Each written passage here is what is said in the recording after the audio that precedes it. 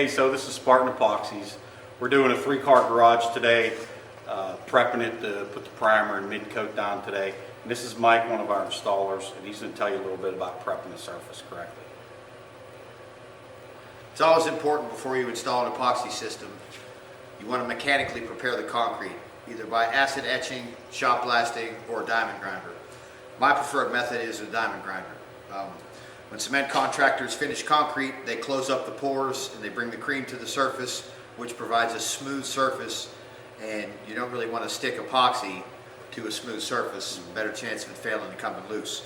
So what you want to do is, in my opinion, use a diamond grinder to remove the cream, open up the pores of the concrete, and leave behind a diamond scratch so that your epoxy soaks into the pores of the concrete and has the tooth to grab a hold of. Today we're going to be demonstrating using a 20-inch diamond grinder with 30-40 grit diamonds on the bottom of it.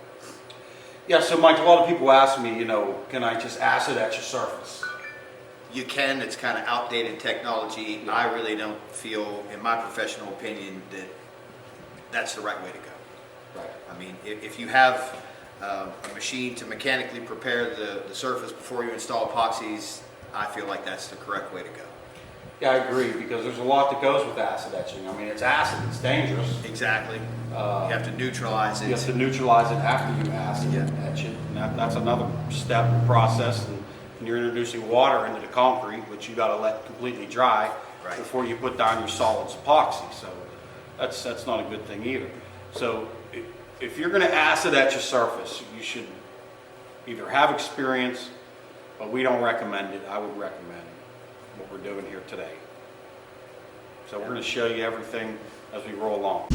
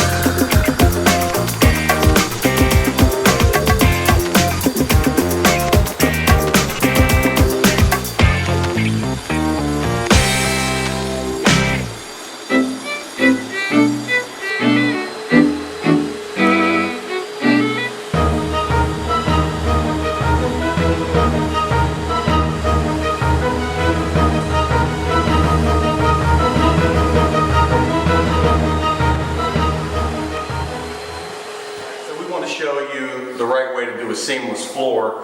So Mike's going to grind these joints out, and we're going to put our fast set 2-part polyurea caulking in there. So Mike, tell them what you're going to do. Okay, in a lot of floors you have what you call control joints. We prep the face of the concrete. It's necessary to get down into the control joint using a crack chaser wheel, diamond tip wheel. You can get it at any Home Depot, Lowe's, home improvement store. Put it on a 4-inch grinder. You want to grind both sides and clean all the debris out of the bottom of the joint. So we're going to demonstrate that now.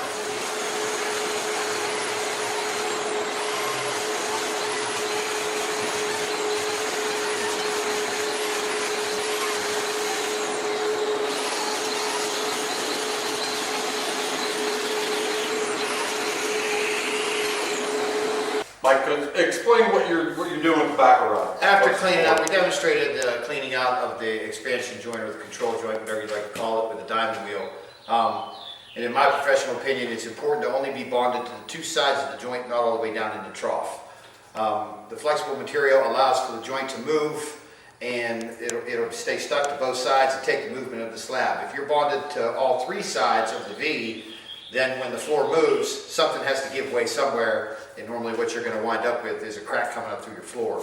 So I feel like it's important to always use a backer rod in the bottom of your joint so that you're only bonded to the two sides instead of all the way in the trough. This allows for the joint material to flex and move with the slab while being separated from the bottom of the joint. Simple to install. You figure out how big your joint is. You buy the appropriate size backer rod. My method of installation is pretty simple. It's a screen door repair tool. Put the rod in the joint, use the screen door repair tool to roll your backer rod down in the bottom of the joint, and you're ready for the installation of your material. I'm going to demonstrate how to use Spartan Epoxy's fast set polyurea joint filler. First thing you want to do, it comes in a dual cartridge kit. It's sealed on the top from the factory, and you're going to want to hold it up to the sunlight, and you'll see that one part of it is a little bit dark and the other part's clear. Inside this kit, there's two little shaker balls. You want to do like this with it a few times, turn it upside down until your darker component is fully mixed inside its cartridge. This is important for the material to cure correctly once you install it into the joint. Or you can shake it up and down, whatever it takes until you're satisfied that it's mixed fully. Then you take a pair of channel locks, a pair of pliers, whatever you have, snap the top off, making sure that both sides of the cartridge are equally open. Take them off. You want to make sure that both sides are equally open so that you have equal flow.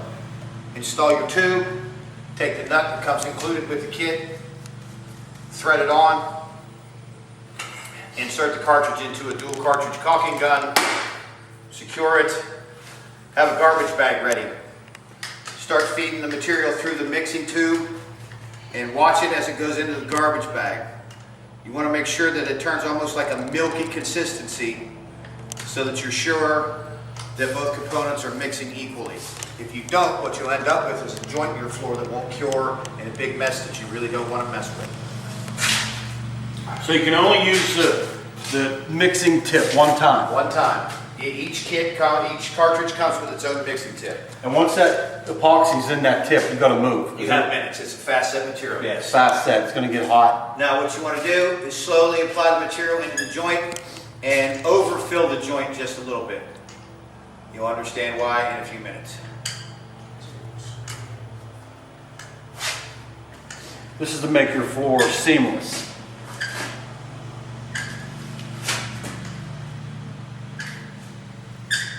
The important thing is that these joints got to be bone dry. You can't have any water, moisture in there at all, because it will have an adverse effect on this epoxy. It'll just cauliflower right out. I need another one. Stacked up big joints.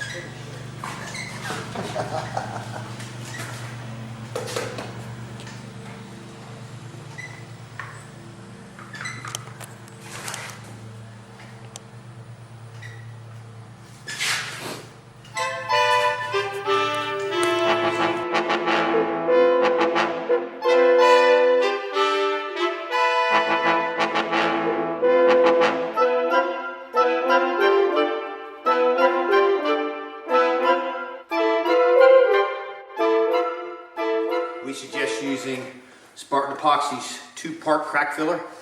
Comes in 1 gallon kits or however much you need. And you take part A and mix it with an equal part of part B on a piece of cardboard or a hawk like I have here. Equal parts. And then you just blend it together thoroughly. If you don't blend it together thoroughly, it won't cure. It'll stay gummy and make a mess. So once you're blended thoroughly, it'll all turn one consistent color.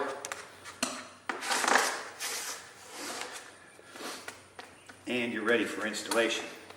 Installation simple. Get yourself a nice 4 or 5 inch putty knife.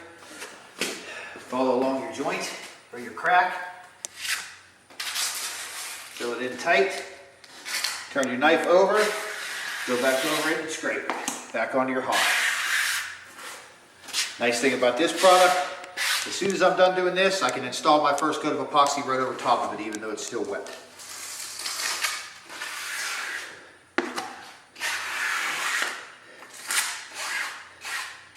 After your facet joint sealant has set to where if you touch it, you don't leave a fingerprint anymore, you're ready to shave it flush with the surrounding concrete using your razor scraper. Pretty simple. Keep your razor scraper down low and just shave the remainder of your joint filler off so it's flush with the concrete, and you can coat right over it after that.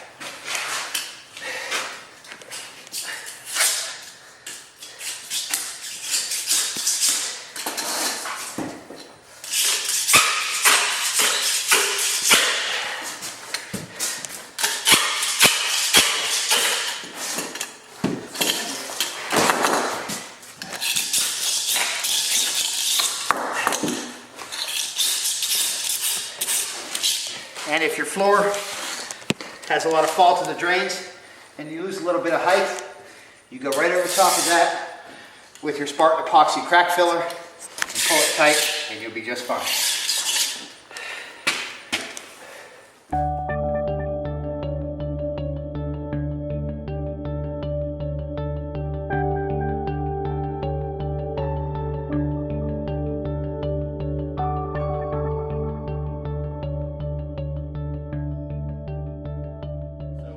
As you can see, we got our floor grinded, we got all our cracks filled, we got our joints filled, floor's nice and clean, vacuum clean.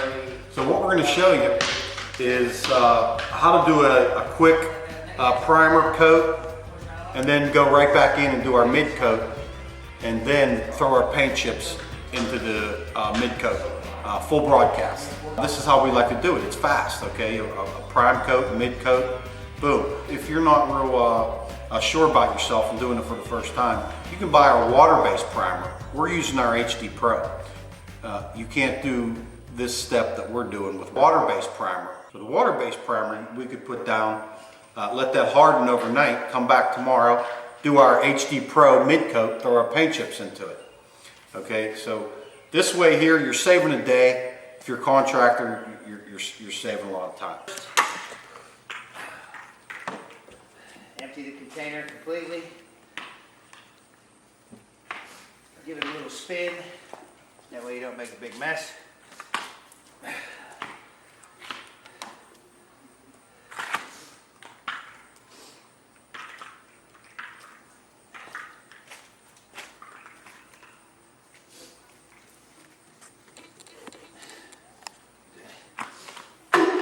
And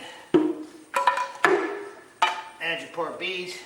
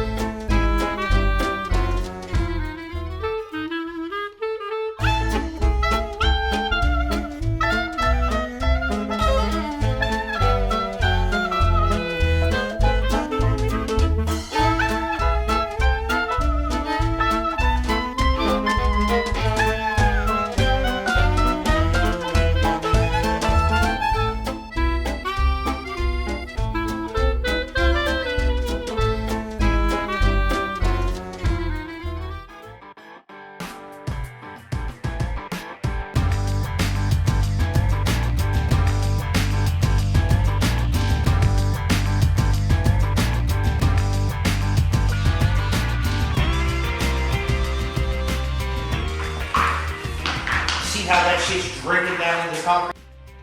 So now, we're down inside the concrete, and when we come back with that next batch, we're wet down inside the concrete and we're wet on top. So it's going to be all bonded one material.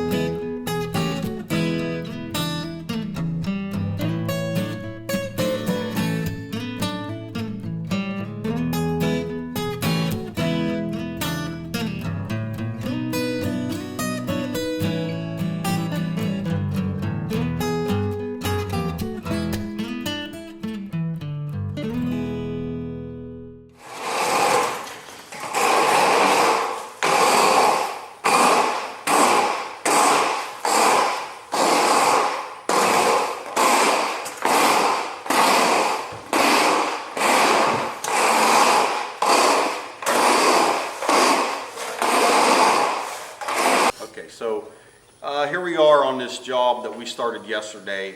Yesterday it took us 4.5 hours from start to finish, from grinding, crack repair, vacuuming, the first prime coat, the mid coat, and a full broadcast paint chip. So this morning we came and we scraped all the loose paint chips off and we vacuumed everything up. And so today we're going to show you how to put this polyaspartic PC85 urethane coating down, okay? Now this coating isn't for your average person. This is for a professional to put down. But it's the best urethane coating on the market, okay? It will last forever, okay? So Mike, explain the process of how fast you gotta move and why you like polyaspartic coating. I like polyaspartic coating because it puts me to the end of the job and I'm able to move on to the next one quicker and deliver a top quality, durable, aliphatic, non-yellowing wear surface on the broadcast. Once you mix part A with part B, it's a 2-to-1 mix ratio. Once part A hits part B, you have about 15 minutes worth of work time before you have to be off of it and completely finished, or you're in deep trouble. Like you said, it's not for DIYers, it's probably more suited for professionals. I squeegee it out with a flat blade squeegee for the grout coat that we're going to do over the paint flakes. Squeegee it out with a flat blade squeegee and then back roll it with a 3/8 inch nap roller cover. A 9-inch along the edges and 18 for the main field. And again, you only have about 15 minutes worth of work time, so we'll demonstrate it for you. And then what after that? After that, you wait about 1.5 hours to 2 hours, and then you put a neat coat on top for your wear layer. Your first coat is to grout in your paint flakes. You'll use exponentially more on the grout in coat because you're filling in all the little nooks and crannies of the paint flakes that are sticking up. And like I said, an hour or so after, 1.5 hours, you put your neat coat on and you're finished. Then you have to wait 3 to 5 days before you put cars on it, 24 hours for foot traffic. Okay. So we have other urethanes. We have a 1-part moisture cured urethane, which is easier for the average homeowner to put down. But the only drawback to that is time. If you're in a hurry, you can do 1 coat one day, then you gotta sand it the next morning before you put your second coat. You gotta sand it and vacuum. So it's a mechanical bond when you sandwich them two together with a scratch in it. So we have that urethane, we have a water-based urethane, which is a 2-coat system as well. You should do 2 coats of urethane. Absolutely. You know, You try to get away with one coat, you're gonna have inconsistencies in your finish. Yeah. You're not gonna be satisfied with the end result. Yeah, yeah. So we're gonna get this started and show you, you gotta watch how fast we gotta move with this stuff. Talk about anti-slip just really fast. Anti-slip. If What's you the wanna benefits? If you wanna put some aluminum oxide or anti-skid in this product, you want to broadcast it lightly in the final coat. Broadcast it like people call feeding chickens. You can use 30 grit or 60 grit depending on how much no slip you want to have in your floor, but it is doable with this coating. You just throw it, you broadcast it up in the air in the last coat and back roll it into the final coat. Why would you not want to put it on? It takes away from the shine just a little bit, and the more no skid you have in a floor, the more likely it is to hang on to a little bit of dirt. You know, you have to weigh your options between safety and aesthetics. It's all personal preference. But you have to be aware that the more no skid, the more sand, the more aluminum oxide you put in the floor, the more likely it is it's going to hang on to a little bit of discoloration from dirt, you know, or tires maybe. So you have to take that in.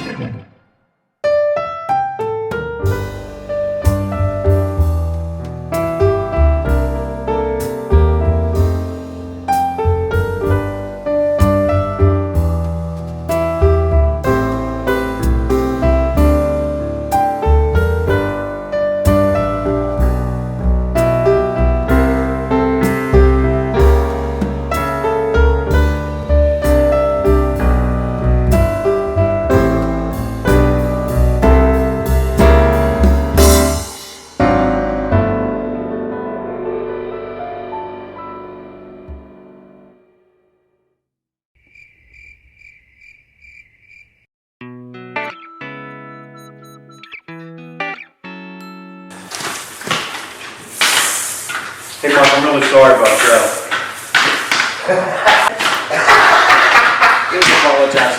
Oh, thanks, Brian.